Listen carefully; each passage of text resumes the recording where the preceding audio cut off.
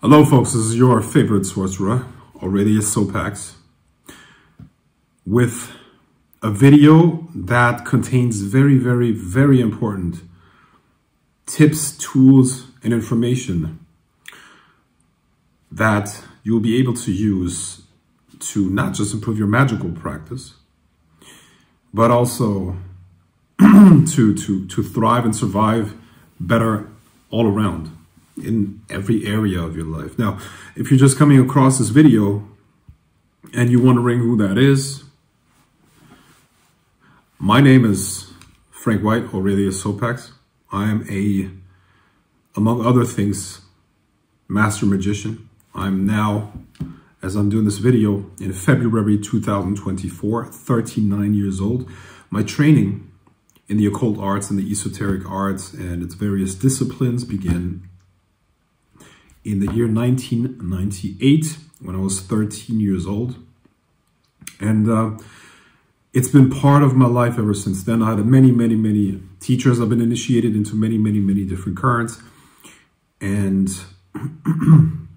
in my early to late 30s, early to mid 30s, I started actually teaching myself, which was not planned, but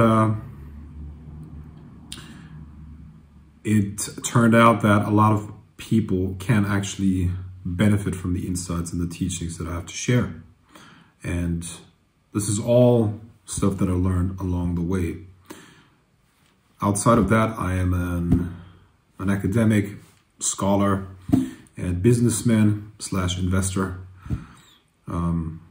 And of course, I have different hobbies as well, such as, martial arts and other disciplines that are not important or relevant to what I'm going to talk about here. See, life is actually simple, and the dynamics of life are rather simple. However, controlling and using those dynamics to your advantage is very hard. So life is simple but not easy, because the one determining factor is, as you will see, concentration and energy. Because the concentration and the focus that you use in your mind determines the amount of energy that you put into a certain direction and a certain thought form, idea. And I'm going to go into detail of what that actually means in just a second. And that in turn will determine the outcomes and the direction that you take in life. See, the number one thing that most people would agree on, if we're talking about spirituality and let's say practical spirituality, or taking more control over our lives through esoteric and non-physical means, they would agree that the physical world is not primary. It's not as important as what you do with the invisible, and this is what often confuses people that begin to study esoteric stuff, the occult, magic, and the various systems and their abstract maps that they present in their systems don't really help, because a person that has not been initiated and that has not had a lot of practice with their imagination feels cut off from the subtle realms, from the subtle worlds. They really aren't, but they feel like they're cut off because they don't have access to them at will. You see, maybe when they fall asleep, when they dream, they can experience things in the other realms, but they can't do that at will. So that creates this division and compartmentalization that the person experiences. And when I say compartmentalization, it just means that they feel that they're not integrated with their subconscious, and their mind is not under their control. It's almost as if their mind is doing something on its own volition, outside of their conscious control. And this is unfortunately the result of an untrained mind, so to speak.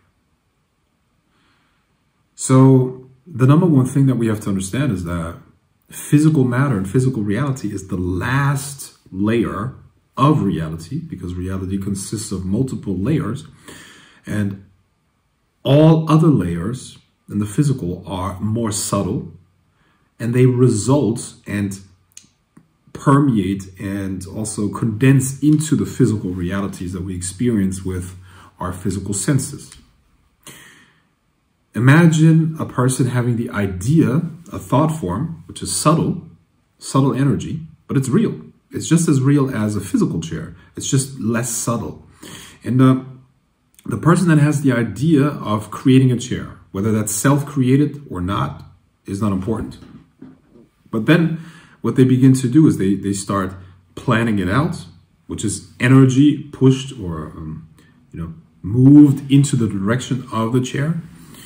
Then they go about accumulating all the tools, the necessary tools to create that chair, the wood, hammer, saw, whatever is necessary to create that, which is energy. And then they go to work and actually assemble, put together, and create the physical end product, the chair. And that, of course, takes energy as well, you see? So the equation that we have to always be aware of when it comes to spirituality and taking control over our lives through spiritual means is idea plus energy equals physical manifestations. Now, the invisible space, it's invisible with the physical eyes, is not empty. And every thought form, whether it's self-created or created by somebody else, becomes part of the astral plane or the ether. And everything in existence has an initial tendency to maintain itself. But to maintain itself, it requires energy. Now, the good thing is that most thought forms are so weak that they begin to exist, but they dissipate into nothingness very, very fast. Now, nonetheless, you can, of course, tap into them, but they don't really have an effect on the physical world. But they still exist astrally, and you can tap into them. But most are not very strong. But there are stronger thought forms that have been fed a lot of energy. This is what we would call egregores, thought forms, ideologies, and much, much more. Even just somebody that has a certain habit or had a strong emotional reaction towards something can create a thought form that is strong enough to now maintain itself for a short amount of time until it finds a new host. So we can really say, and this is not an exaggeration, we can say that we're in a spiritual environment that has a lot of spiritual parasites in it. And they will try to find new hosts. And they find these hosts in people. So they attach themselves to the energy fields of people and start generating the energy that can maintain themselves. You see, I'm sure you've experienced the following scenario at one point in your life. You felt calm, at peace, balanced, and then you entered a public space. And almost out of nowhere, your emotions began to shift, your mood began to shift, and it's almost as if you couldn't shake that. And usually it's not a positive thing, it's a negative feeling that you get. And with that, of course, negative thoughts. And the same thing can happen as thought forms transfer themselves from one person to another. That could be a spirit, that could be, less conscious thought forms. The bottom line is there are many, many different categories of these thought forms out there. But the common denominator is that they all seek to gain energy. Ideologies work in the same way. Political systems, these are all belief systems. Religions work in the same way as well. Spirits, God forms, all of those, they need energy. And they try to tap into the energy that people can provide in terms of their energy, in terms of their emotions, which is energy in motion, focus, thought, energy, all of these things, you see. So it's really a battle in a game of energy.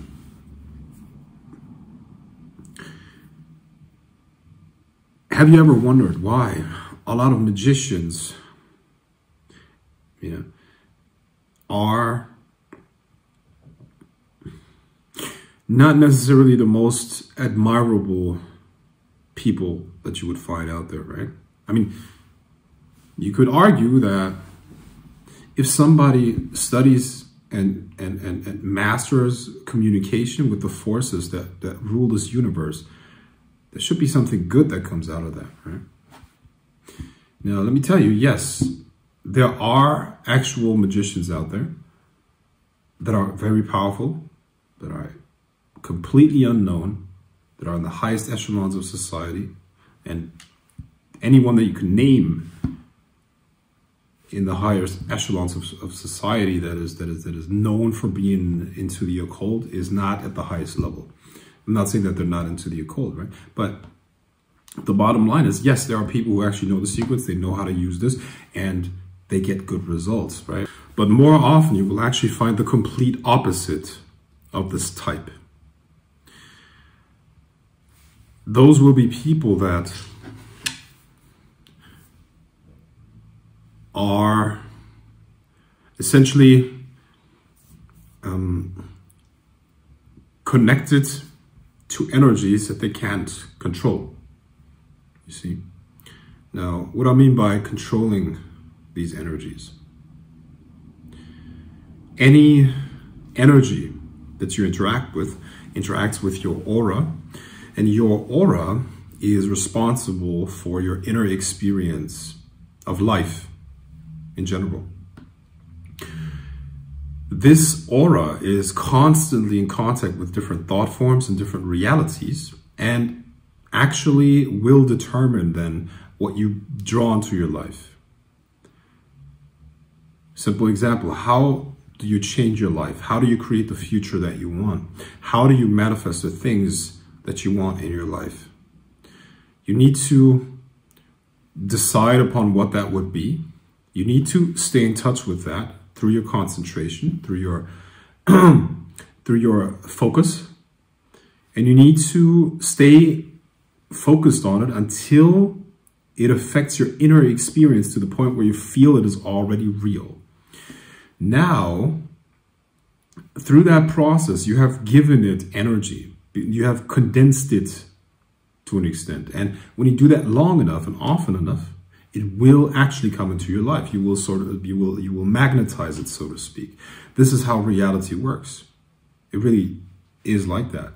Now, the problem when it comes to occult work and magical work is that the work with spirits is involved there. And spirits, and specifically the ones that we would use in Solomonic magic, for example, are extremely ancient and extremely powerful. Their consciousness is ancient. And as such, it had time to develop itself. Plus, this is beyond human, often beyond human comprehension, what they represent and what they can do. And the totality of their power cannot be comprehended by a brain. It is more something that has to be intuitively integrated, so to speak. But it's not necessarily something that you can logically and linearly understand. You know, this is where mysticism comes in and other places, right? But the point is, magic can be very destabilizing. In fact, every ritual must be destabilizing because as within, so without. For a change externally, a change internally must happen. Now, the magician must be able to balance that out, you see. So there's a certain foundational stability that has to be created in the mind-body processes of the magician. This is what the occult training is aimed at. In the very beginning, a lot of mental exercises are part of the training. Why? Because it allows the magician to develop an awareness of himself that is beyond the emotions and the mind and the body. And at that point, the magician can begin to use all of those as tools. So now his aura is under his control, and every thought form that he creates that has sufficient power to begin to affect the subtle world will also affect his own aura. So he now has become somebody who can control his own energy field and his own energy body. And of course, that will expand into many different areas of his life, because this is what you will need and can use for various other things in your life. You know, controlling your aura leads to the ability to dominate conversations, for example, which helps you in negotiations. It helps you with convincing people. It helps you with imposing your will, so to speak, over other people, even groups, if your aura is strong enough. It helps you with attracting certain things. It helps you with inducing certain emotional states in your environment. It helps you with discipline, because what is discipline really? I don't believe in motivation. Discipline is the ability to make yourself do certain things, even if in the moment you don't feel it. But when you experience yourself and have an awareness of yourself beyond your own emotions and your current emotional states, you will be able to induce the right emotional state for you to perform something. And this translates into your entire life, all across the board. This is why, for example, in the Middle Ages and even beyond that, if somebody wanted to study the Kabbalah, for example, they had to prove, or had to have proven, that they could lead a productive life and were able to be of value to the people around themselves before they were allowed to study that stuff. Why? Because it shows a certain level of mental stability. If a person doesn't have their life under control, if a person is not able to hold down a job, if a person is not able to control what they eat, what goes into their mouth, if a person is not able to follow through with certain things, it means that there's a disconnect between who they are and what they do. And this is dangerous, because in between that, there's the mind, you see, and the emotions. And if you can't force the emotions to represent what it is that you want to do, or if you can't force your mind to do and think what it is that you want to do, how well do you think you can control often chaotic energies that you would call into your life through magic? This is very, very important. In fact, the more powerful the spirit, the more powerful you have to be in order to do it safely. This is often overlooked.